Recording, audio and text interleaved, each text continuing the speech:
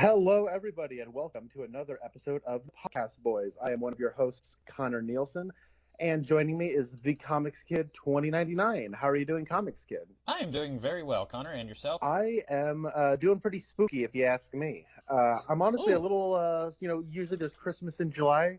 This is a little Halloween in July. I'm a little surprised yeah. we're not talking about this movie in October. But for those of you who aren't aware, this is a podcast primarily about Twin Peaks. Once upon a time, Comics Kid and I talked about every episode of the hit television show Twin Peaks, the film, and even the revival. And then we just kind of wanted to keep talking with each other. So we now talk about films and episodes of television that feature alumni from Twin Peaks. Today's movie was selected by Comics Kid, and it is The Crow, directed by Alex Proyas and starring Brandon Lee. The Twin Peaks connection here is actually twofold, but the primary one that Comics Kid selected this film on was David Patrick Kelly, who plays one of the people who the Crow is getting vengeance upon, T-Bird.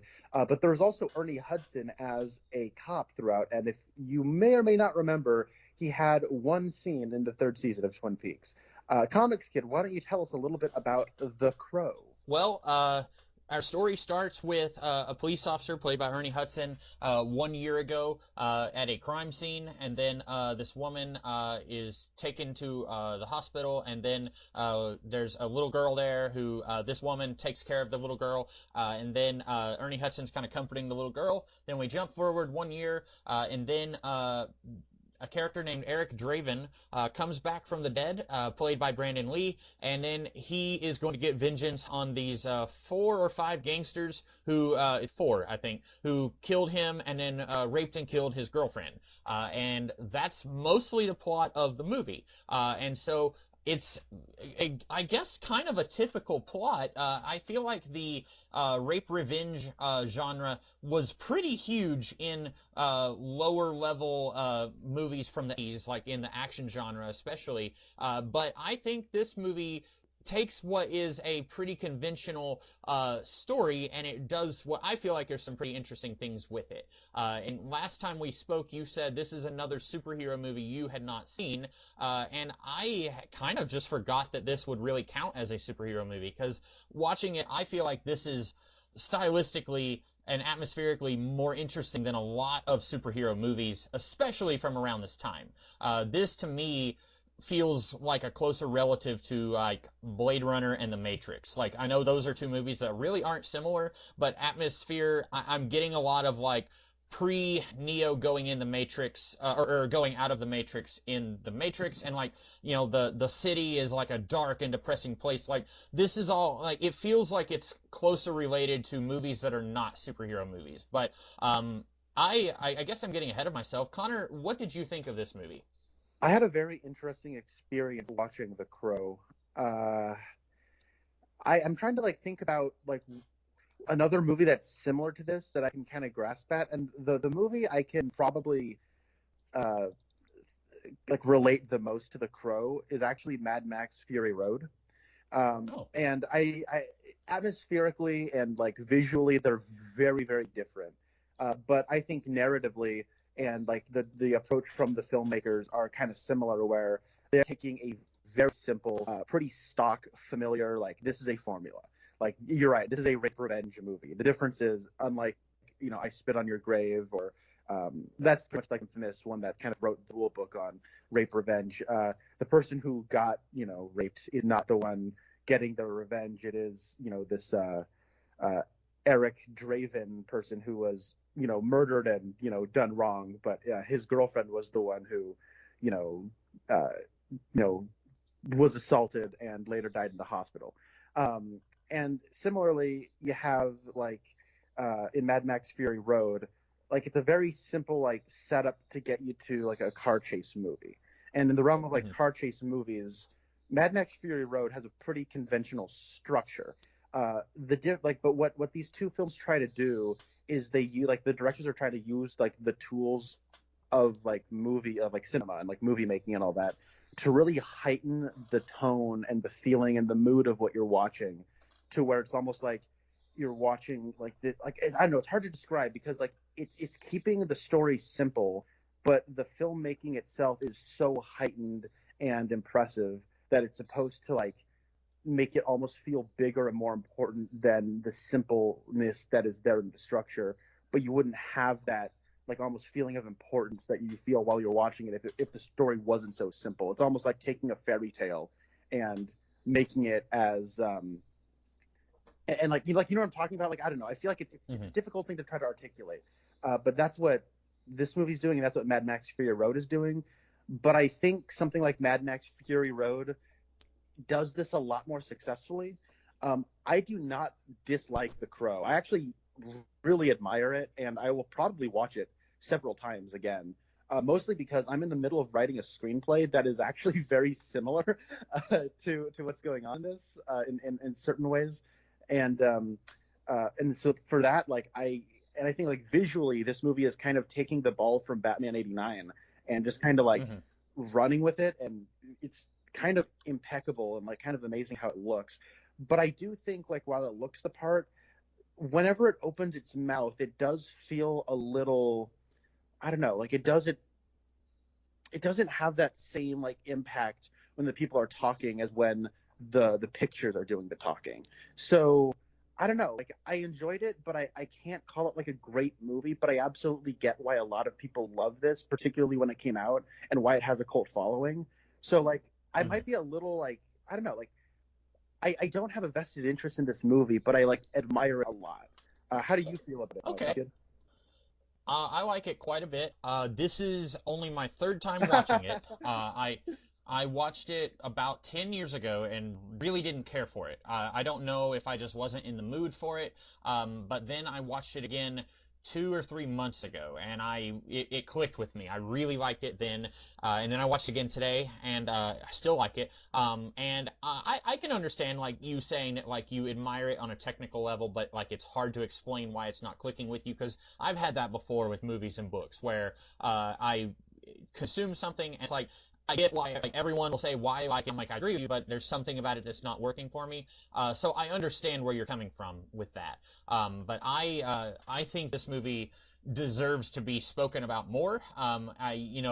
In the superhero genre, I don't think this gets nearly enough praise. I think that superhero movies really started taking off in the early 2000s. So this was a pre Sam Raimi Spider-Man, pre X-Men superhero onslaught movie, but I think considering it's in that era, it is especially noteworthy because a lot of, I would say even like pre-Dark Knight, a lot of superhero movies really didn't know what they were doing. And then, you look at like pre-2000, and I would say even fewer of them. Like it was like, if you can just make the movie come out, then that was applause worthy in itself. But I think this movie is nearly perfect. There's a few things I could say, like, well, I don't know. Like, I really like this movie. Maybe I'll come down a little bit as we talk about it, but I highly enjoyed this one. Well, I don't want to kill your enjoyment of it at all. No, like and so like when I was in middle school and high school, like I wanted to, or early high school, like I wanted to be a rock star. So I was into like a lot of like hard rock, kind of verging into like the metal scene. So like I was aware of The Crow at a relatively early age, and it's always been something I've wanted to watch. And like so, and like I knew about like Brandon Lee and kind of the tragedy behind that, and how this movie almost has like an added layer of like importance to some people because of Brandon Lee. And you were talking, yeah, this is like pre like Matrix. This is like this predates the Matrix and like kind of the cool leather aesthetic that a lot of the early 2000s was aping. It predates Blade. Like it predates a lot of like what would become very popular in the near future. Yeah, no, let's get into it. Where do you want to go? Because there's actually is a few different directions we can head in. Well, my first note I wrote, I said all the actors in this I think are doing phenomenal. I wrote down Brandon Lee and Ernie Hudson. I've never seen Brandon Lee in anything before. If this man was walking down the sidewalk and I was walking toward him, I wouldn't say, whoa, there's a threatening, menacing guy. I need to get out of the way. He's gonna like throw me in the road if I cross his path. I don't think he looks especially frightening, but he has a charisma on screen. Like when he's attacking the pawn shop guy, and when he's going after each of the guys, I'm like I feel it. He is channeling something that like a man who's like 100 pounds heavier than him would have. Like he's got it. Whatever it is that he is trying to bring across the screen, I really think he's doing a good job bringing it. And like I say, like that's all in the acting that he's doing. Because physically, he's a pretty scrawny, lanky dude, and I don't feel like he's that intimidating just looking at him. But I think he's acting the part that is on paper. And Ernie Hudson, I only know him from Ghostbusters. But when I'm watching this movie, I'm not saying what's Winston Zeddemore doing wearing a police outfit. I'm watching this, and instantly when I see the cop at the crime scene, and he's like got that look like, oh boy, another kid got himself thrown out a window, and I'm like, okay, he's the grizzled cop who's tired of living in this corrupt town. Like I instantly buy it. I'm not like it's not occurring to me that this is Winston from a Ghostbusters movie I've seen 50 times or more. Like to me he's encapsulating that role that he's meant to encapsulate. Yeah. So are you familiar with Brandon Lee at all? Well, I know the circumstances of how he died. I know his dad was famous martial arts movie star Bruce Lee, but other than that, no. Okay. So you kind of okay. I guess for any audience member who doesn't know, Brandon Lee is the son of Bruce Lee, and what you're talking about, like him kind of not being a particularly threatening guy just by the look of it, but then once he gets into action, you're completely you completely buy him being capable of things like a man 100 pounds heavier than him would be able to do. That's like absolutely the energy that Bruce Lee had. Where I know, like I heard somebody once describe Bruce Lee as he gave the little guy like the confidence that they could do something, because Bruce Lee was not a big guy at all, and so back in like the time when like this is like even before now, like we have when we want an action star we get like Thor, you know what I mean, like like it can't just be Chris Hemsworth, it's got to be Chris Hemsworth juicing and getting like putting on like 25-30 pounds of muscle to look like a crazy Hulk man. But like even in the 70s, like people like Charles Bronson and like people like that, William Holden, like these were like your action stars. Like they were they were like these big macho dudes, and Bruce Lee was a little guy, but he was capable of a lot. And so that's kind of what a lot of people saw in him. And I think Wright is absolutely able to do that, and or a similar kind of energy. And so for people who are listening who are not familiar, Brandon Lee actually died during the production of this film. This was supposed to be his big breakout role, and during a scene there was supposed to be like fake cartridges in the gun, and there was not a fake cartridge in the gun because the crew had neglected to change out the rounds, because there was also other shots where when I say like there were other shots, I mean like not gun shots, like there were other camera shots, camera angles where they needed to have like a slow-mo of like the bullet leaving the chamber, and they had shot that scene, like that they had gotten that angle of like the bullets leaving the chamber and then not swapped out the cartridges. So then they gave like the gun to one of the actors, and he was just assuming there were blanks in there, and they're not blanks. So so he did die during the filming of this. That being said, I can't tell there are scenes missing, or because I imagine he died before they got everything they needed with him.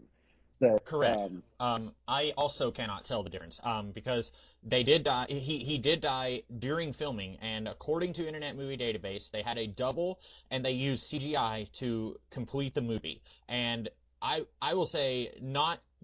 When you're any scene where Eric gets injured and then his skin heals, I think that is like the one part where you're like, oh, that doesn't look great. Like when he gets a hole shot through his hand and then it heals back up, that looks pretty like not great by 2021 CGI standards. By 1994, maybe it looked fantastic. But so looking at that CGI in the movie, I am very shocked that they were able to use CGI to finish the movie, because I cannot tell where Brandon Lee's scenes are and where someone else came in and replaced him.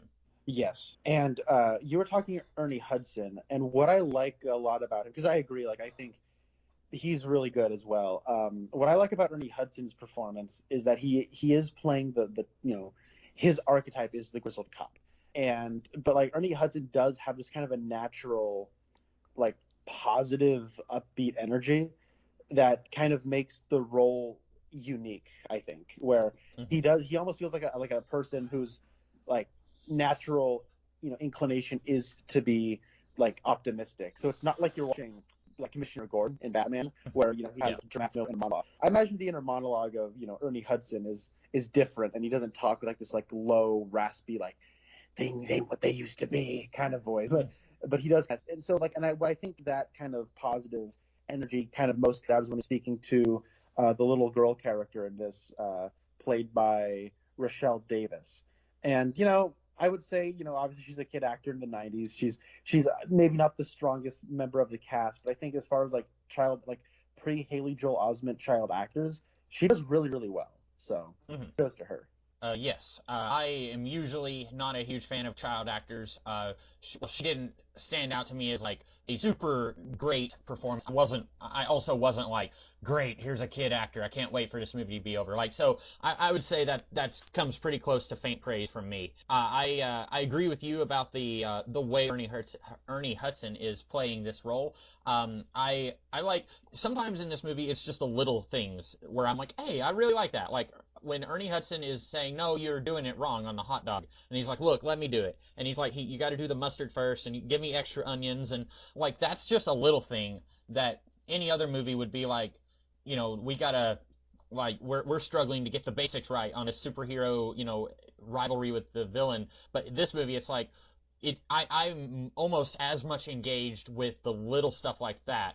Like there's one scene between Ernie Hudson's character and this woman who brought him a file from evidence, and I'm like, I believe that these two have had this like kind of work flirty relationship going on for 20 years, and it's like, don't say I owe you one, and he says, oh yeah, I owe you one, and forget it. Those little moments in this movie do so much to draw me into this world. And and I think you're right. Like that attention to detail when it comes to the world building does a lot to kind of help this feel as immersive as it does, because it's not just that it looks great. Like the world is believable. Maybe a little underpopulated, but I think believable. And I think when it comes down to like that one, because doesn't Draven have that moment where he's talking about how what was like her last name was Weber, right? What was her first name? Yeah, Sarah. Sarah. Yeah. He talks about how Sarah said like it's about the little things. You got to remember. And he's talking about that with Ernie Hudson, and then he takes like a drag off of his cigarette and stuff. And I feel like the movie doesn't subscribe to that philosophy. Yes, and I was mistaken. It was Shelley was her Shelley. name. But yeah, he said, I always used to think the little things were trivial, and now like I can't get enough of it. I can't, and let me know if you want to take us in a different direction. This was just something I thought this was, now that it's on my brain. I really like the contrast between Eric and Top Dollar. Top Dollar, if you haven't seen the movie, is the main villain of the movie, and his whole thing is that he's getting bored with this typical life of crime. And what do they call it? The October 30th, or it's a special holiday. It's like Crime Night or something like that. And it's like Devil Night. Yeah, Devil's Night maybe. And he is getting bored with it. And then he has this big speech with his cronies where he's basically saying, I don't want this just to be, let's go and set a few buildings on fire. I want this to be like the biggest thing that we have ever done. And then at the end of the movie, he even thanks Eric. He says, you brought me out of my funk. I want to thank you for that. And Eric, on the other hand, he has also been brought out of his funk. It took dying to kind of make him appreciate like little kids running down the sidewalk for Halloween, and he's like laughing, and then he's like, even though his girlfriend was raped and murdered, he seems to take a certain joy in terrorizing these guys. Like when he is leaving the pawn shop and he just says, is that gasoline I smell? And there's just, he seems so almost giddy when he's terrorizing these guys. And you don't often see, like, I mean, maybe you do, but like a superhero who is having fun with taunting their prey. Like Batman, he does it with a scowl on his face most of the time. And so like, I really like, even though he should be a lot more morose than he is, I appreciate that this movie is going out of its way to have him like realize that there is things in life to enjoy. And like that dialogue he had when he first meets Ernie Hudson, and Ernie Hudson says, "Move or you're dead," and then he says, "Well, I say I move and I'm dead," or something like that, or I say I'm dead and I move, and it's like he's clearly he's enjoying doing what he's doing in this movie. And again, that's some of the small details of the movie that I'm really appreciating. Yeah, so let's talk about the villains, because I think that the world it builds. I absolutely get the Blade Runner comparisons, because this feels like a dystopian hellscape, the world that the Crow inhabits, where it is just like the opening shot is reminiscent of Blade Runner, where you're going over a cityscape and there's all these like fireballs shooting into the air. And this, of course, is, in Blade Runner, it was a very industrial world and you were looking at industrial buildings. But in this movie, it's like, Devil's Night, where people are just like burning everything. But And the little girl says, "They used to say that a crow." I'm sorry, I just put too much emotion into that. I'm trying to replicate Harrison Ford's voiceover. They don't advertise arson in the newspaper. Yeah. That's me, ex-person, ex-rock star, ex-crow, or whatever. I don't know. But like, and so the world itself is like very grungy, and like it's always raining, and it's like very overtly like kind of downbeat. And so when you meet the criminals, it feels like you're in hell and they're the demons, right? And Top Dollar is kind of like the devil, and the Crow does have this almost dark angel sort of atmosphere about him, where he does seem to be like a person brought back from the dead to like enact vengeance through some kind of like this, like supernatural. You can maybe read like a level of divinity into the proceedings. But like the villains are horrible and like they are so deplorable and gross, but not in a way that makes the movie off-putting. They're just the right kind of scuzzy that you want to see them die. Like, they're off-putting, but the movie's not. And so, like, as a revenge movie, it is satisfying in that way. And the ways in which, like, the Crow kills them is pretty cool. David Patrick Kelly is sort of the leader of, the initial gang that murders Eric Draven and, puts Shelley in the hospital. And his death in particular was extra satisfying. But like, I do think like the actors who play those, like, criminals, I was impressed by their performances, because they all have to sort of be uniformly gross and awful, but they feel like different unique versions of gross and awful. So I appreciated that. Yeah, and being a goon in a rape revenge movie cannot be an easy task for an actor, because you are having to portray that, as you said, deplorable nature, but also you want to bring a certain, I don't want to say humanity, but you want these characters to feel more than just archetypes. And like one good example I'm thinking of is close to the beginning, the first guy who gets killed when he's at the pawn shop, and he's wanting to sell something that he stole it from someone he killed, because the guy at the pawn shop says, "What is this, blood on it?" And then like the guy says, "I'll give you 50 for it, take it or leave it." And he kind of and he's tapping his fingers like he's thinking about it, and I was like, that's a small thing again, and maybe let me know if I'm just getting too far up this movie's butt with all the praise, because like I was watching that the last time, not today but the time before this, and I was just thinking that's like a little thing, but I could definitely see someone like kind of huffing and puffing, like, should I try it somewhere else? No, I'll just take the money and go. And like, he's a bad guy, and you don't want to see more of him. You don't want to see him do well in life. But also, I was watching, I was like, yeah, it kind of feels like a real human moment too, from this particularly awful person in the movie.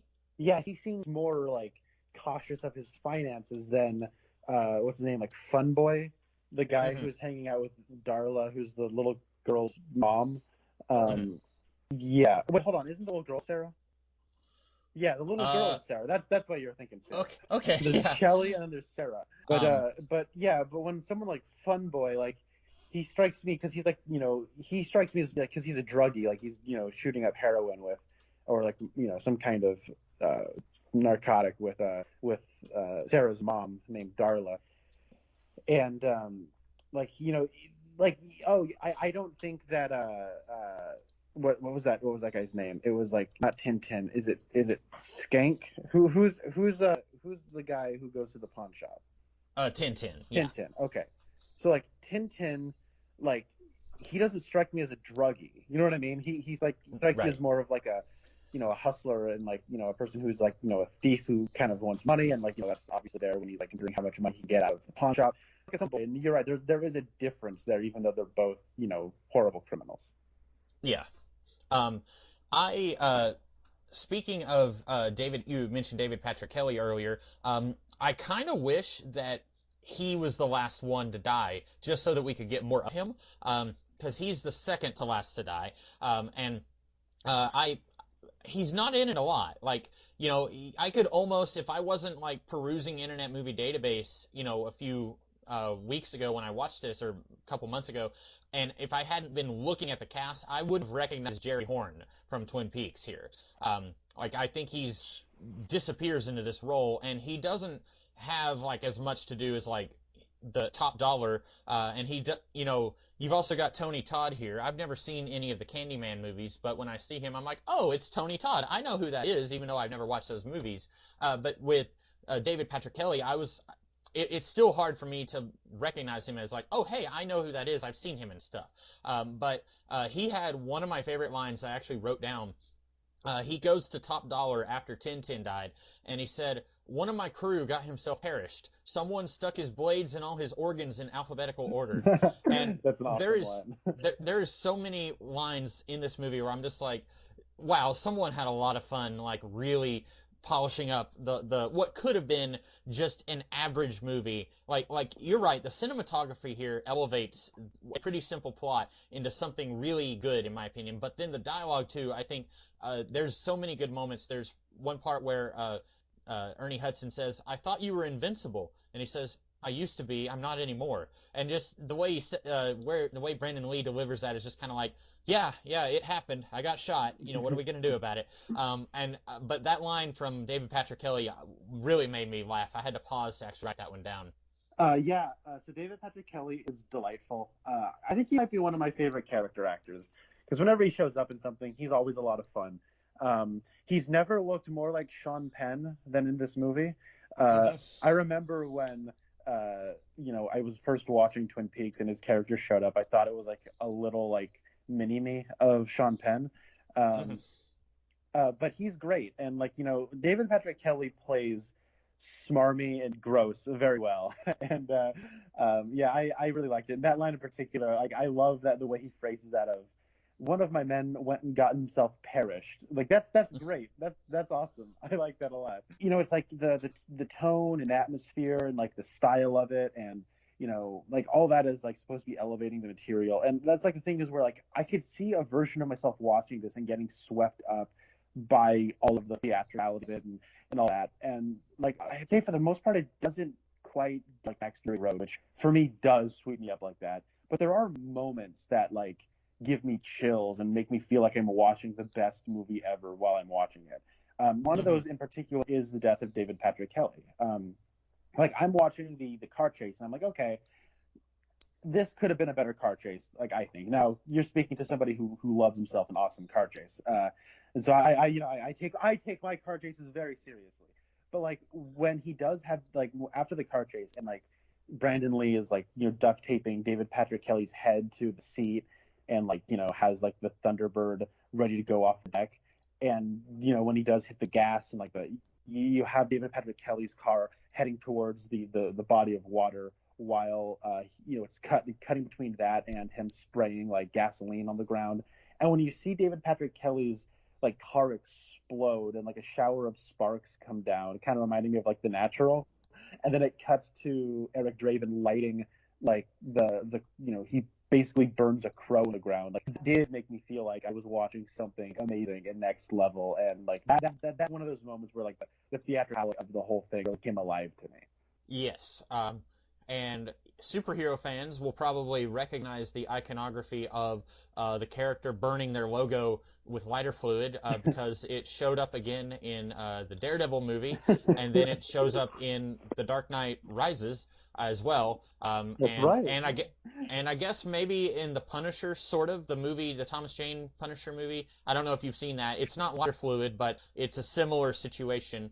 And I guess this one beat all of them to the punch. I don't know of any. I'm sure there's another movie I haven't seen that did something like this, but yeah, that definitely. I don't know why I'm having trouble thinking of this as a superhero movie. Probably because they're so atmospherically different than all the others of this genre. But this does. I mean, I would say I'd be shocked if is it Mark Aaron Johnson or Mark David Johnson who directed Daredevil? I can't remember. I've never seen Daredevil, so I don't. Okay. Who Mark something Johnson? I'd be shocked if he hadn't seen The Crow, or even Christopher Nolan. This is nothing like anything Christopher Nolan has done, but that iconography, I would say Christopher Nolan probably had this even subconsciously in the back of his mind, like when he was doing The Dark Knight Rises. But yeah, that scene with the car. That also where he was putting the bomb in between his legs and he's taping him up, like that also kind of reminded me of some of the kills in the Thomas Jane Punisher movie. And I will say, if I had to, and I don't know how much of this was in the script again, and how much of this was them trying to, I guess, figure out what they'll do next after the death of Brandon Lee, but I do wish we had a little more creativity with the kills, because Tintin gets killed off screen, and we see him later with a whole bunch of knives sticking out of him. And then Funboy gets stabbed with a whole bunch of, is it heroin needles or morphine needles? Some kind of needle. Some kind of drug, yeah. And again, it happens off screen, but we see the body later. And then, who was David Pat Kelly again? He wasn't Funboy, was he? No, he played T-Bird. Yeah, he played T-Bird.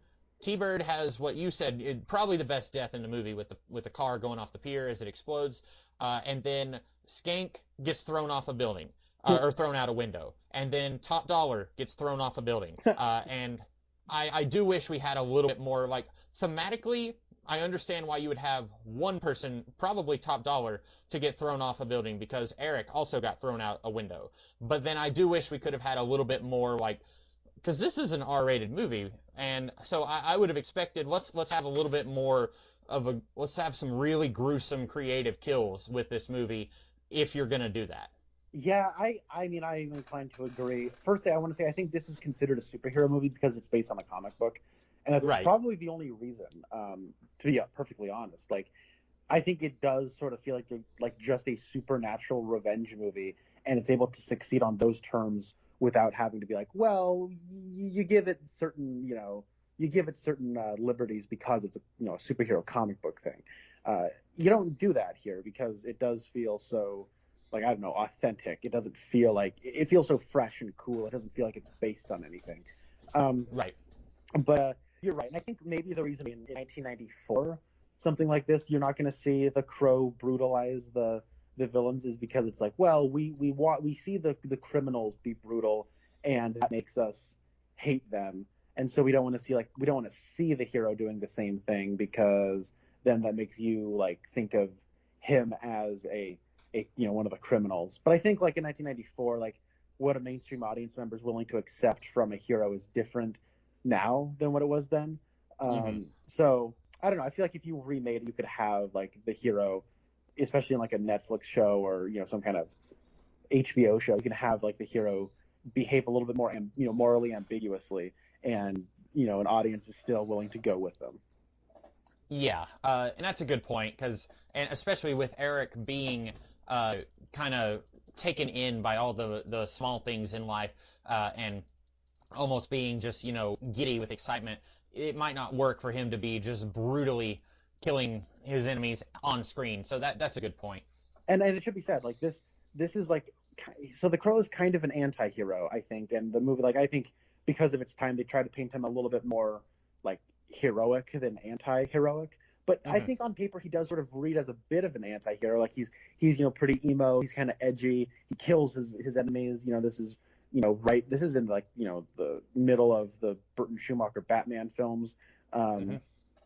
and so like I think that this is pre Tony Soprano, this is pre Walter White, like this is pre like anti-hero boom, and so yeah, I think like in a lot of ways this was ahead of its time, and it really was it kind of knew what was in the pulse of audiences and was able to kind of like deliver that right before all of those things kind of blew up. So yeah, I know you're right when you were kind of bringing that up. Like I think maybe this is just a little too ahead of its time, where like the audiences were about to be ready for all of these things, but they weren't right when it came out. I don't know, maybe. I'm trying to look at how this movie did financially. Yeah, I'm not sure. And you raise a good point about anti-heroes and their popularity, because I wasn't even thinking of that. I've never watched The Sopranos. I watched one episode of Breaking Bad. For anyone who wants to come at me, it's nothing against the show. I'm very like nervous and on the edge of my seat when it comes to like real world crime drama. A friend of mine tried to get me to watch the show Ozarks, and I watched about 2 episodes, and I had to cut it out because I was like, this is gonna give me like an ulcer. Like watching something I'm okay with. Him, stabbing criminals with heroin and killing them like that, but I'm not okay with like Walter White and Jason Bateman doing it. But yeah, you're right about the popularity of like anti-heroes. That's something I wasn't thinking about.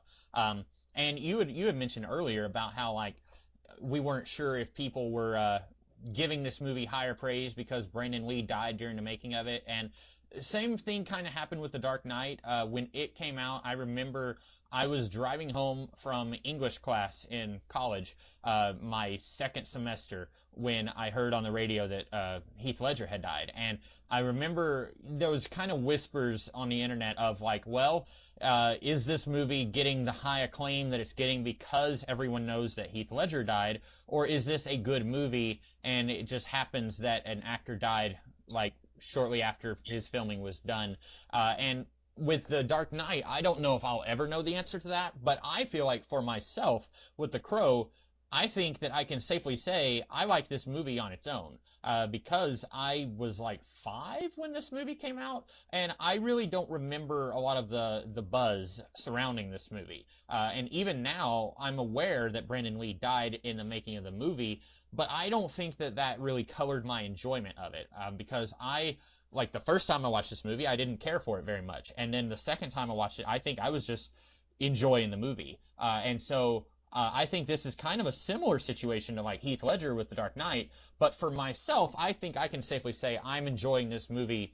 Even if Brandon Lee lived, I think I would still enjoy this movie the same. Yeah, I think so too. I should be said very quickly that this movie was considered a sleeper hit. In the States and North America, it made $50 million against a $23 million budget. Okay. And for like an R-rated movie, that's actually pretty good. Mm-hmm. So I think like there was definitely something in the zeitgeist, maybe like kind of younger audiences, like, in like the late teens, early 20s really gravitated towards this. So, but what you were talking about, yeah, no, I think that, this movie does have a sort of reputation of like, oh, what could have been, because like a lot of people growing up, I remember a lot of people citing Brandon Lee as he could have been like a really big star. Just look at The Crow. I got it, and a lot of respect to Brandon Lee. Like, yeah, I don't think he's giving an amazing performance personally. I think some of his line readings feel a little confused. Not in the sense that I think he's doing a bad job. I think it just feels slightly mismatched with like the tone of certain scenes. Because you're right, he does almost play it a little like he is sort of having fun with it, even though he's so emotionally tortured. He almost feels like he's like a man at war with himself internally for a while. Mm-hmm. And I think that the movie is like playing itself very dark, and he is it's playing itself like really like kind of straight, like kind of dark, but he is sort of trying to do a little more with it that I think maybe mismatches the tone just slightly, but I don't think it's enough to really like bring any of the movie down. And I think during like the scenes where he's confronting like his enemies, he excels. And I also really like the scenes he has with Ernie Hudson. So like but I do think that like he was only 28, And I think you give him a few more years, and he really could have been, an amazing actor. So. Mm-hmm. Yeah. Where is there somewhere you wanted to go with this? I feel like I've been kind of monopolizing the direction of the podcast. No, you're fine. I mean, hey, it was your pick. I want to talk about Top Dollar. Yeah, good. Because I think he's a great villain in the sense that like you just hate him. Like he's awful. He is played by an actor. Hold on, I gotta pull him up. By the name of Michael Wincott. So he's been in several films. He was in the Ghost in the Shell remake, American film starring Scarlett Johansson.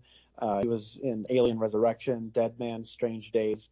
Lots of movies, primarily in the 90s and late 80s. But I recently watched through all of Ridley Scott's films. That was my New Year's resolution. I was able to, finish my goal of like one a week, which lasted me almost entirely months because, good Lord, has Ridley Scott made a lot of movies. But he made a movie in 1992 called 1492 Conquest of Paradise, which is about, as you might expect on the title, Christopher Columbus and his voyages to the New World. And Michael Wincott plays more or less the villain of that movie. And I remember being impressed by him in that movie. And I liked him, I think, even more here. Like, his voice is really cool because of how deep it is. Like, you look at him and he's the slender framed kind of guy. And usually when you see like a movie villain or you see like a villain like that, and he has long hair and slender frame. I think of someone like Wormtongue from The Lord of the Rings, where they're kind of sniveling and kind of like soft spoken, and that like and they're not as buff and Chad and cool as like the hero, and so you're kind of get satisfaction in seeing like the hero beat up someone like that. But he has like this like legitimate power and menace in his voice that is what you'd expect out of like someone Stone. But like he has like this really low, creepy voice, and like he's like legitimately physically intimidating, even though he's not a particularly big guy. He's tall, but he's not like big. You know what I mean? Yes. When I first saw him, I was thinking, oh, this guy could be like Mr. Darcy or Mr. Knightley from like a prim and proper like British etiquette from the 1800s movie, like the love interest who's like he's stern, but deep down he really cares about the woman. And then he speaks, and I'm like, oh no, this is like Satan's son. Like you're right. There's something about his voice where I'm just like, this is a perfect choice for a bad guy. And I don't know how much of this. Obviously, some of this is coming from the script, like his boredom with life, but he's really doing a good job bringing that out in this, I think. And I like his weird voodoo practices that he has with his half sister. Like that thing's kind of a weird dynamic. But and I like how Tony Todd is just kind of like, I'm just a guy who gets paid. He's like Tony Todd, kind of like he feels like just a pretty traditional gangster boss kind of guy. And then you have like Top Dollar, who is like this weird like. You almost get this. He's like a weird voodoo man who just kind of got into business to like get the money and power. By the way, it should be said, like Tony Todd, like when he has like his shade and his like suit and stuff, and he has like a kind of a weird haircut, he actually looks a lot like Mahershala Ali does now. If you made this movie, like you would cast Mahershala Ali in that role. Absolutely, yeah.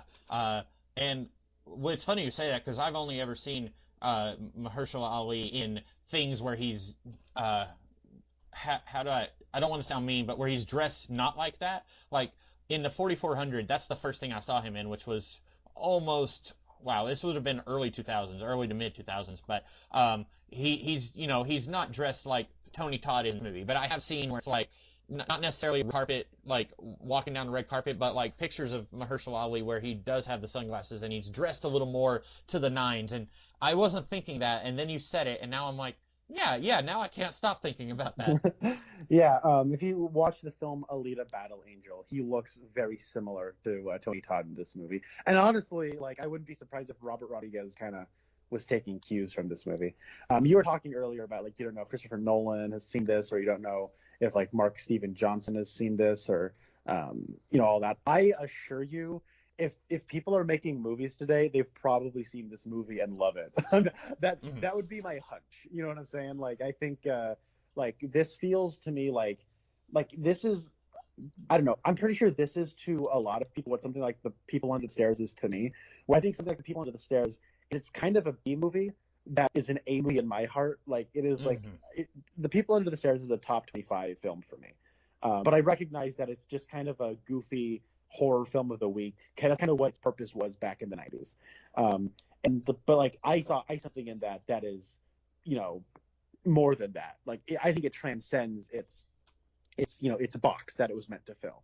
And I think that, you know, for a lot of people, this is that same thing where, you know, it's kind of like, oh, it's just like pretty, you know, stock revenge story that's dressed up this really cool way, and it's a superhero thing that's very atmospheric, and it's kind of edgy and R-rated, and it's kind of like maybe breaking some rules that were happening back in the day. Like, I think a lot of people were really like inspired by this and kind of took the baton from where Alex Proyas was in '94 and like ran with it. I'm pretty sure this is like a lot of people who were younger or like starting to make movies in the '90s. They saw this as like kind of a breakthrough and like an inspiration. Yeah, and I would say rightly so. I think this would be hitting all the right buttons for me. I know I've only watched it 3 times, but I think this is doing a really good job at everything that it's trying to do. One thing I really liked about it, you know me, I like a movie to be really, like, let's not waste any time. This movie is very efficient at doing what it's wanting to do. It's only an hour and 40 minutes, and that's including the credits. And in the first 20 minutes, we've already had our main character died and came back to life, and we've already established pretty much all of our main characters except Top Dollar. I don't think Top Dollar has shown up yet in the first 20 minutes, but Draven has already killed, or he is in the process of killing his first victim, all at the 20-minute mark. And it's only an hour and a half, roughly hour and a half long when you take out the credits, so you might say, like, yeah, you know, it's got to do that to, you know, it's a shorter movie. But I think more movies could take a look at this, and, you know, I'm one of those people, if it's a 2.5 hour, 3 hour long movie, I'm going to say it probably doesn't have to be that long. I think this movie is a poster child for, oh, we don't have to, you know, drag our heels on setting up all the characters and the conflict in the movie. We could get that done a little faster. So I really appreciated that when I was watching it this time.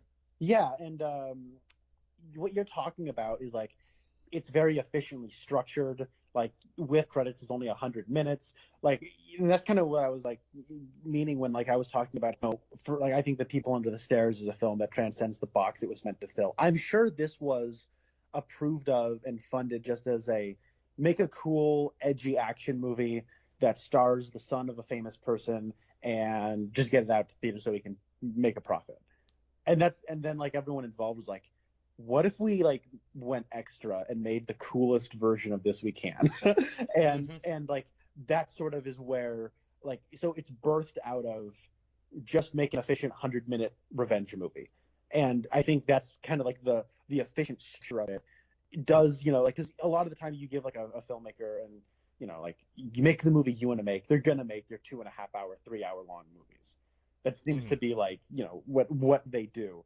And so I think there's something to be said that this does feel like, you know, you have a visionary director who and like people on set who want to make something, you know, kind of they want to make the best thing they can make, but they're also agreeing to do like a job for the studio, and it's kind of like the best version of what you can hope from that kind of partnership, right? Like it is like the studio willing to let the artists do what they want to do, and the artists understanding what they're working with on like, you know, studio level of just, and so in that way I think the conventional aspects of its structure and, you know, how efficient it is, like that does benefit the viewing experience. And that's why I think I'll probably go back to this a few times, and like, you know, in the coming viewings I think like I'll probably go more. Yeah, I think that's and you know, maybe Alex Proyas wanted this to be longer.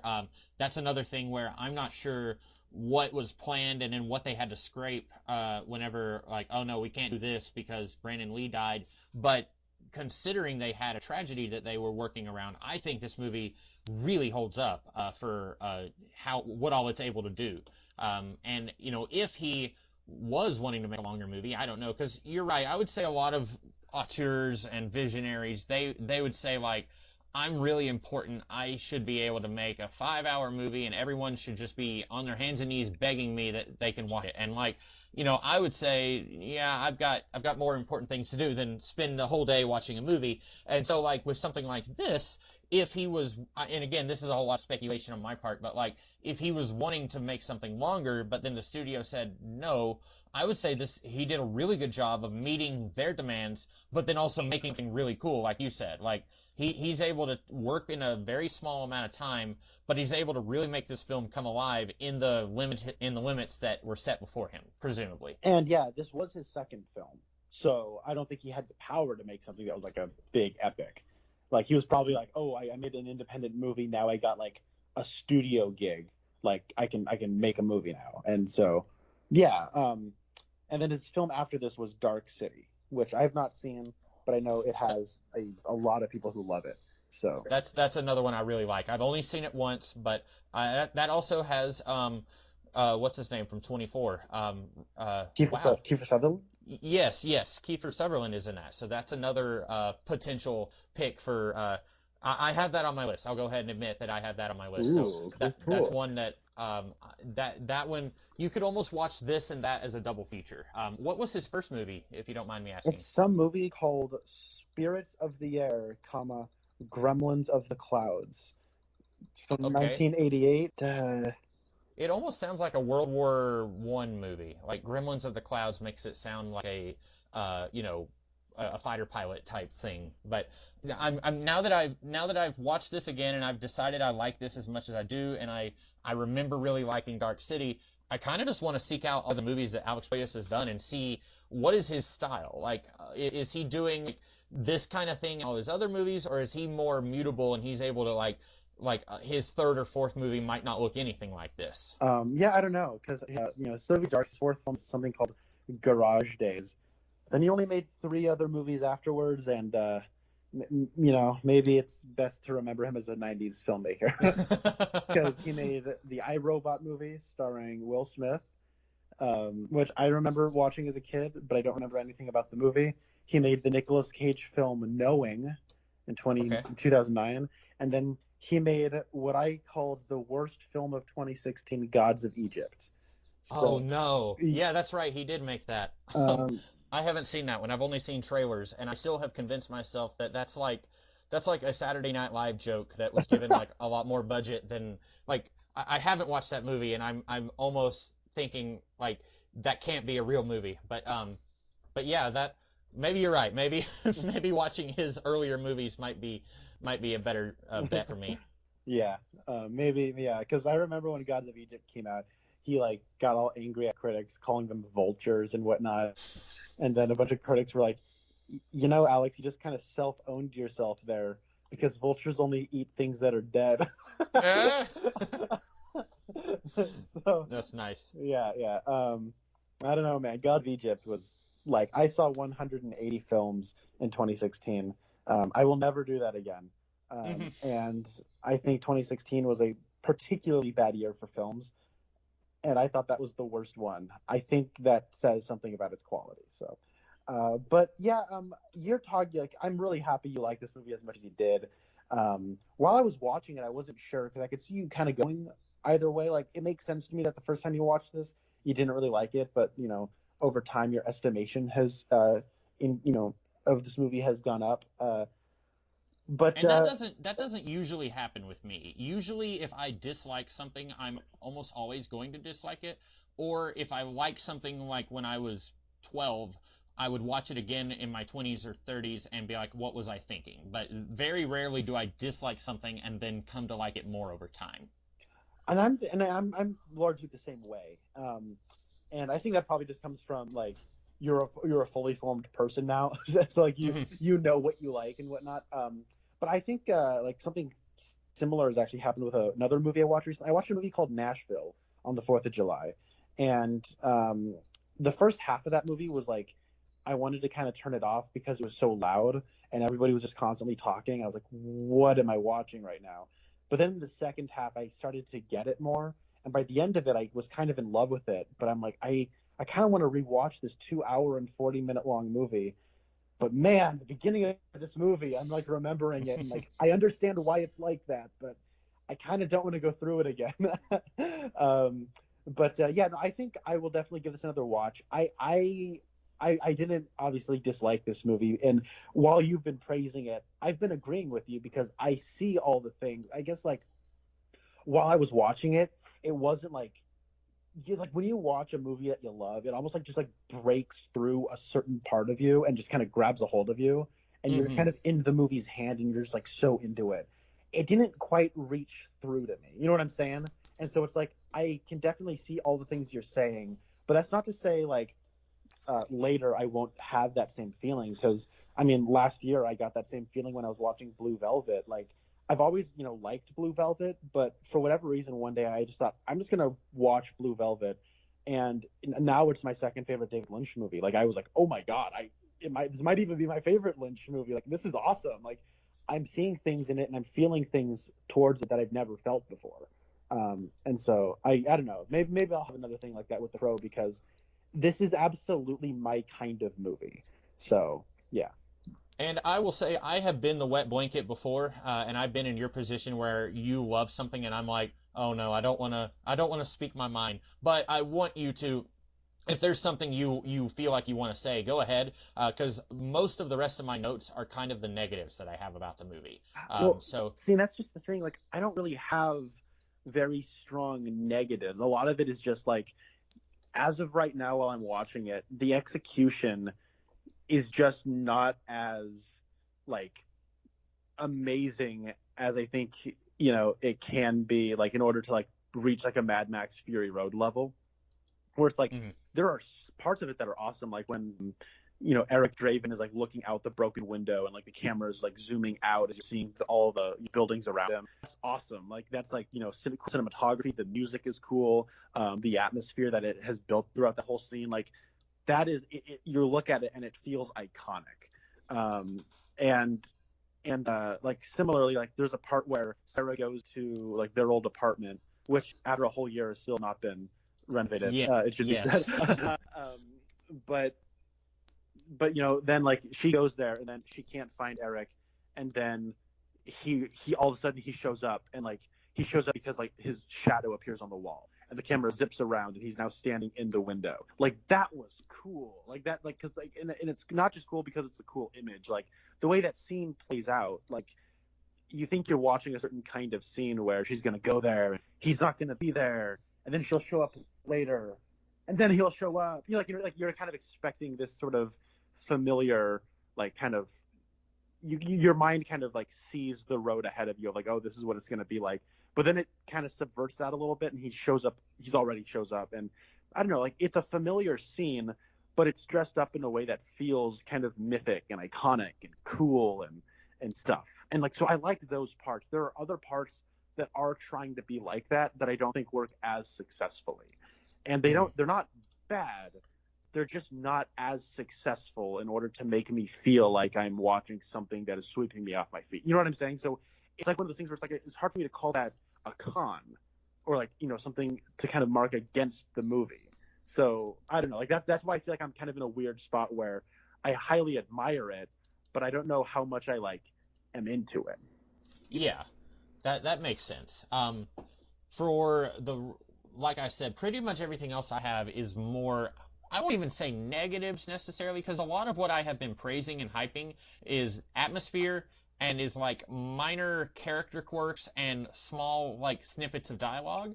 I will say the overall plot is strange to me. I have a whole lot of like questions that I'm sure filmmakers and storytellers are just like, shut up, don't ask those questions. It doesn't matter. There's a whole lot of questions, and I do this a lot with a lot of things that I watch and read, where I'll ask a question, and I don't want to make it sound like, aren't I smart for asking this? But a lot of times someone will say, well, I never really thought about that. And so I don't want to be like, look at me, I'm really clever. But like you mentioned, so the plot of the movie is Eric's girlfriend was putting together complaints about her apartment complex that she lived at. And then Top Dollar sends the gangsters to shut her up. And then Eric shows up and they shoot him and they throw him out the window. And that happened a year ago. So then my question was, things such as, why did this crow wait a year to bring Draven back? Why didn't it bring him back like the next day? Why did it wait a full year? Or why did it bring back Draven and not Shelly? She was the one who was more wronged than Eric, I would say. And I understand that, like, in the comic book, the Raven is a guy, but in the movie, we're never told why it didn't bring her back. And does this happen very often? Because this looks like if Gotham City never had Batman. Like, if, just 50, 100 years of the worst of corruption really taking its hold on the city. And so, like, presumably these kinds of awful murders happen all the time. Did a crow bring other people back to life? Are there other, like, undead people who are coming back to finish their unfinished business? Because we do know, I've never seen any of them, and I never will. There are, like, 3 or 4 other sequels to this movie, like, I think made-for-TV sequels. And so, presumably this kind of thing happens. And it's got a reboot that's coming never. That's perpetually in development hell. Wasn't at one time Jason Momoa going to be the Crow? Yes, yeah, he was. Like, Luke Evans was going to be the Crow, then it was going to be Jason Momoa, then it was going to be somebody else. Like, I don't even know where they are with that project. So. I could see Luke Evans, maybe. I could not see Jason Momoa as the Crow. I could see Timothée Chalamet doing it. Oh, yeah. But he's even got the hair for it right now. But I'm sorry, I'm thinking of, like, the scene where it's like Joe Polito is like the pawn shop owner, and it's like, knock, knock, knock.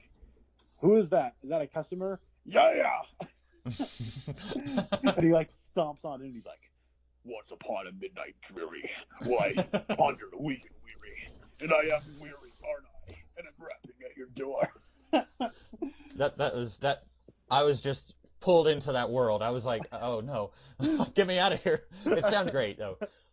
But yeah, so the Crow, it brings back Draven a year after his death, and I'm still like, the movie doesn't bother with a lot of, like, basic world building questions. Like, the Top Dollar's half sister, she knows about, like, well, if we kill the animal, the Crow, then we will be able to kill the man, Eric Draven. Okay, how does she know that? How supernatural is this world? Is this pretty much just the real world, and this is the only supernatural element? Because Tintin, or one of the gangsters, is like, no, we killed you. You can't be back from the dead because we killed you. And so, like, they don't seem to understand the supernatural, but then the sister does. And then I was a little confused. What was Top Dollar's plan for the apartment? I was thinking, like, he's trying to get people out of the apartment, and that's why. And then Eric's girlfriend was kind of resisting, and that's why he sent his gangsters to, like, shake her up and get her to move out, right? Yeah, I think this might be a tie-in to The People Under the Stairs, where, if this is one of the properties owned by Everett McGill and Wendy Roby, and they're trying to get all the last tenement out so they can put up a condo. So I think that's why. No, okay. I mean, I don't know. Like, and that's, like, you're right. All these questions you're bringing up are, like, interesting, because, like, the way you phrase it is right. Because, like, earlier you were saying, like, these might just be, like, world building questions that somebody says, shut up, it doesn't matter. This is, like, kind of like a weird thing that I feel like is sort of reliant on, like, the viewer, where sometimes, like, I watch something like Star Wars, like the original Star Wars, and I'm never questioning how the world is. And that's why I think world building is, like, one of the most valuable pieces of storytelling. Like, I think when I'm watching the pilot of Twin Peaks, like Blade Runner, when I'm watching Star Wars or John Wick, those films and episode of television, they display a level of world building that is, like, peerless, where it is, like, it is so naturally revealing different corners of this world, and the mechanics and how it works just click. It's so implicit of how the details and everything goes together. But sometimes you watch something like Loki, and you're like, this doesn't make any sense at all. What is happening? What? Huh?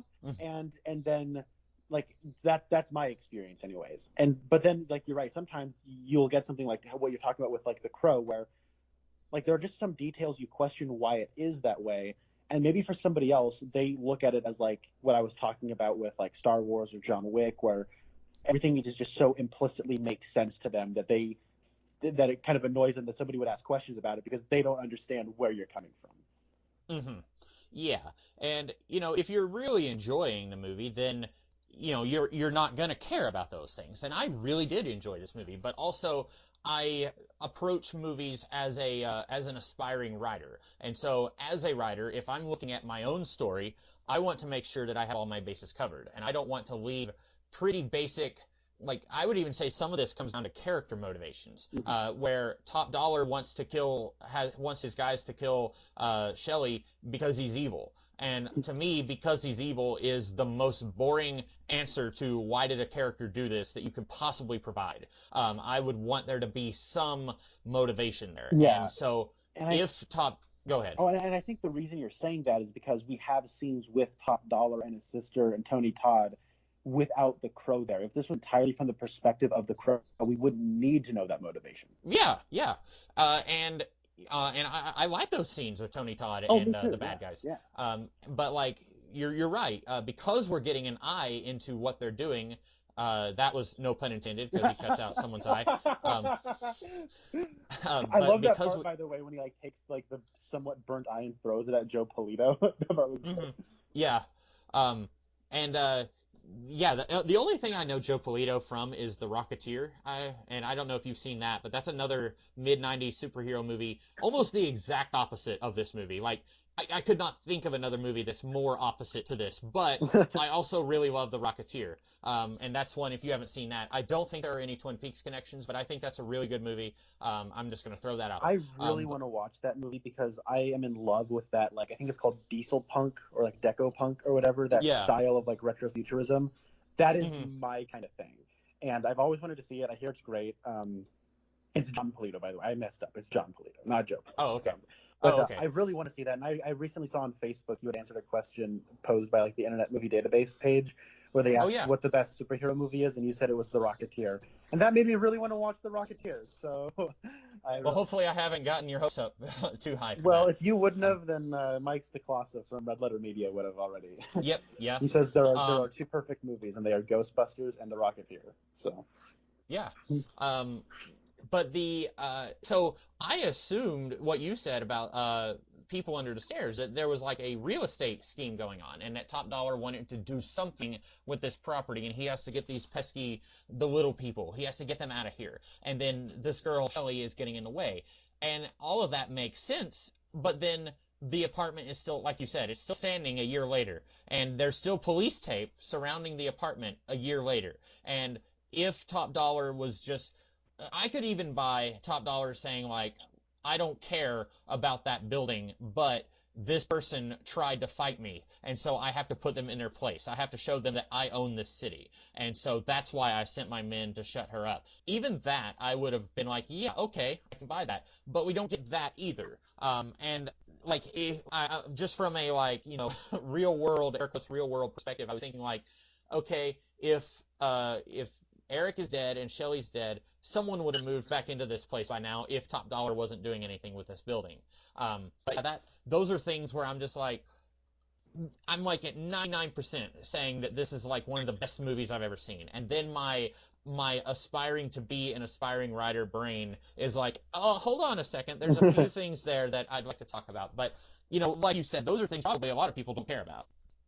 Yeah, but I get what you're saying. And there are like some like world building details that I like how vague they are. Like there's a part when you see a couple of cops sitting in a cop car together, and they make an allusion to some kind of law that's in place. And I wish I had written it down, but like you never find out what that law is. It's just like, oh, it kind of alludes to like a lack of power that the police have in this world. And I don't know, like it was like, oh, that's a cool detail. And it's dropped very casually. That like I kind of like that because it feels like a very natural, like a person in this world would say something like that. Mm-hmm. But then you're right. There are some things where it is just like, okay, I want to fully understand what this plot means, and I don't because this is vague. Right. And I don't need, like, Eric Draven talking to Odin, and Odin is like, once every 300 years, I send a mortal back. I don't need that. That would be silly, and it wouldn't help the plot in any way, I don't think. But so I don't know how I would have done this to answer these questions, but these are questions that I had. I also, the cop the police chief, where he's constantly riding Ernie Hudson's back. I feel like the movie is almost saying that he is in Top Dollar's pocket. And if this was like a post Batman Begins movie, I think we would have had like an extra 5 minutes where we see that guy get exposed as a corrupt cop, because the movie doesn't outright say it, but he demotes Ernie Hudson because Ernie Hudson is looking into Eric's death. And then later he puts Ernie Hudson on suspension because Ernie Hudson is trying to cover up for Eric, who's come back from the dead. And so and you get the feeling this guy is probably working for Top Dollar, but it doesn't quite come out and say that. And I think that's another thing that, it's a very efficient movie, and I was already praising it for that. But I don't know if it would have taken much more time to tie that little plot point up either. Yeah, I agree. I think that, by the way, that police guy looks a lot like American filmmaker Frank Capra, who gave us Mr. Smith Goes to Washington and It's a Wonderful Life, which are very wholesome, upbeat movies. And it was funny to see Frank Capra. It's not actually Frank Capra. I'm going to call him Frank Capra. It was funny to see Frank Capra show up in The Crow. So. Oh, yeah, he does look like him. Wow. Yeah.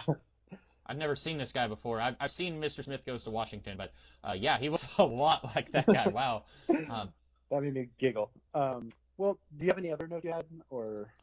One final thing. This isn't about this movie, but like I said, there were at least 2, maybe 3 sequels, probably all direct to video. In this movie, Eric comes back and he looks basically normal, and then he finds the little theatrical mask. I don't know what they call that, but like when you see like the drama and comedy masks that represent like acting. And he has one of those that has like it's a white mask with like black markings on it, and he's like messing around with his girlfriend, and then he puts makeup on himself. So then my question is, each of the future Crows, are they also putting makeup on themselves, or do they just come back to life and they look like they're in the Kiss Army? Because like it would be, to me, I can buy that a guy would come back to life. I can't buy that every guy who the Crow brings back to life is also going to have a connection to that theater mask, and they're going to decide to put on the goth makeup. Like, that was a thing where I was like, wait a minute, how do they explain this in sequels? But not a problem with this movie, just something that kind of entertained me and amused me as I was watching it. How I think that played out is God or Odin or whoever is sending crows back to Earth is like, hey, Eric, that was a cool touch. I'm going to take that one. Mm-hmm. I like that, yeah. And then everyone else is just like, come on, man, I don't want to look like this all the time. I was a quarterback. I wasn't a gothic acting guy. Jason Momoa was like, what are you talking about? I'm a king of the seas. Yeah. I'm supposed to look like a punk. No, that's all I had about this movie. I really liked it, and I understand you saying that like you appreciate the mechanics and stuff, but you're not feeling it. I totally understand that. Yeah, it happens sometimes. But it could always change. Maybe I'll give it a little more time. I'm glad I finally watched it though. This has kind of been on my it's been on my list of shame for a while, but it's always one of those things that I never think of as one of those movies I need to get around to watching. So I'm glad you picked this. Yeah. I guess that means it's time for you to choose something that we will be talking about next time. Yeah. So a couple of episodes ago, I had an entire list of possible things to choose from. I had them from 1 to 20, and then after I made this list, I realized I wanted to talk about Fantastic Four: Rise of the Silver Surfer instead. But so you had selected number 17. That's right. Yeah. And number 17. Quickly, have you seen the film The Shining? No. But okay. But that's okay, because I know we are recording this 2 days after July 4th. I feel like every person on the internet was posting the picture. Spoilers for The Shining. At the very end of the movie, there's a photograph of Jack Torrance at a party in 1921, and everyone was like, on this day 100 years ago, and I was about ready to just tell everyone to stop doing that. It's okay. I know about The Shining, so I feel like if you're going to choose something connected to that, I think I am confident that I can go into that without having to see The Shining, I think. Okay. Maybe we need to select something else then. No, I think we can do it. What are you Okay, gonna? okay. So in 2019, Mike Flanagan directed a sequel to The Shining called Doctor Sleep. Yeah.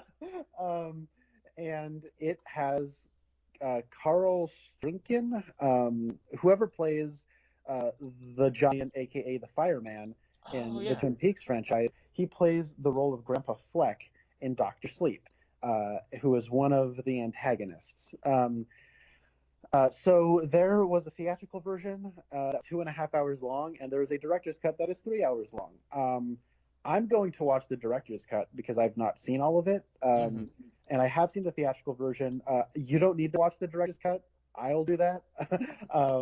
But that's going to be my pick. I'm going to say Doctor Sleep.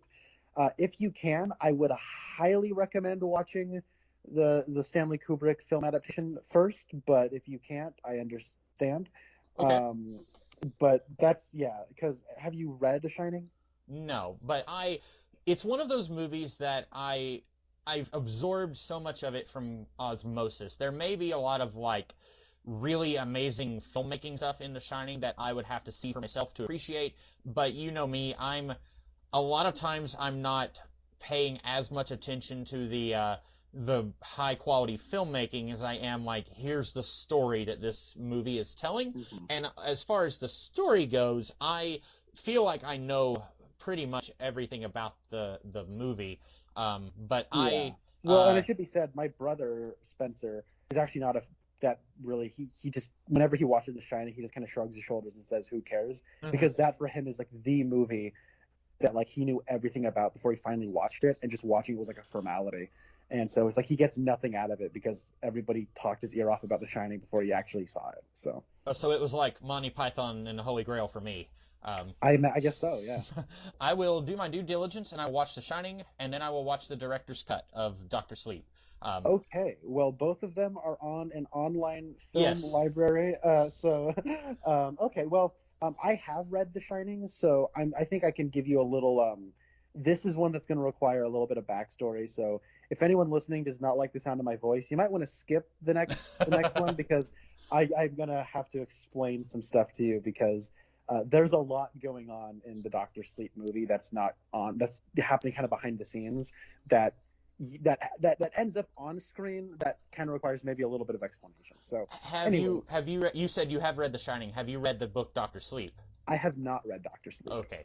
I have, maybe I'll get into this when we talk next, but I have kind of a love-hate relationship with Stephen King. So this will be, I've never read The Shining or Doctor Sleep, but I have read 10-ish of his books, mostly when I was in high school. And so I probably have talked about it before on camera, but I may get more into that next time. But I'm glad you chose this because I remember when it came out, everyone was giving it high praise. And so I was interested in it, even though I've never seen The Shining.